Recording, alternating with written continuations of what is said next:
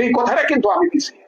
কাজে রাজনৈতিক ভাবে কাউকে গ্রেপ্তার করা বা কাউকে হয়রানি করার আগে সে যে দলই করুক, আমি ওসি সাহেব এবং এসপি সাহেবকে অনুরোধ করবো, অন্তত ইউনো সাহেবকে অনুরোধ করবো, অন্তত এর আগে আমাকে একটু ইনফরমেশনটা করিয়ে। তবে আপনাদের সবার প্রতি ইউনো সাহেব সহ ওসি সাহেব আছেন এখানে, এইখানে 3 থানার এসপি সাহেব আছেন, এসপি সাহেব আছেন, আপনারাও আছেন। আমি একটা কথা আপনাদের কাছে বলি, আমি রাজনীতি করি, কারণ রাজনীতির কিছু বাধ্যবাধকতা আছে। আমি আজকে একটা কথা দিলাম, কালকে সেই কথা থেকে লড়ে গেলাম, এতে কিন্তু রাজনীতি থাকে না।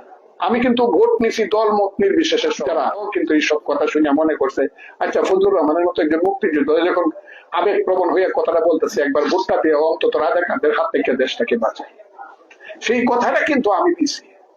কাজে রাজনৈতিক ভাবে কাউকে গ্রেপ্তার করা বা কাউকে হয়রানি করার আগে সে যে দলই করুক, আমি ওসি সাহেব এবং এসপি সাহেবকে অনুরোধ করবো, অন্তত ইউনো সাহেবকে অনুরোধ করবো, অন্তত এর আগে আমাকে একটু ইনফরমেশনটা করিয়ে।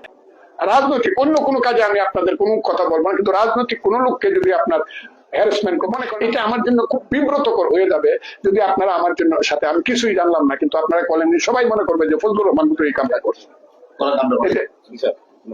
এই জায়গাগুলো আর কোন ব্যাপারে আপনারা ওই যে সামাজিক যে গন্ডগোল ফন্ডগোল চুরি চামারি এই ব্যাপারে যা করেন করবেন, আমি একটা কথাও বলবো, কিন্তু পলিটিক্যাল ব্যাপারে আপনারা একটু দয়া করে, আপনারা যেহেতু আপনারা আছে এটা বাংলাদেশও এখন তাই হচ্ছে, এটা দেখতেছে, এটা হচ্ছে আস্তে আস্তে একটা অ্যাটিটিউড নিতে হবে যে সবাই মিলে দেশে থাকতে হবে। একটা দেশে 40% মানুষকে বাদ দিয়ে একটা দেশ তো হইতে পারে, সব মিলে মিশে আমরা থাকবো, কিন্তু যিনি অন্যায় করেছেন তার বিচারটাও হইতে হবে, সেটাও হবে।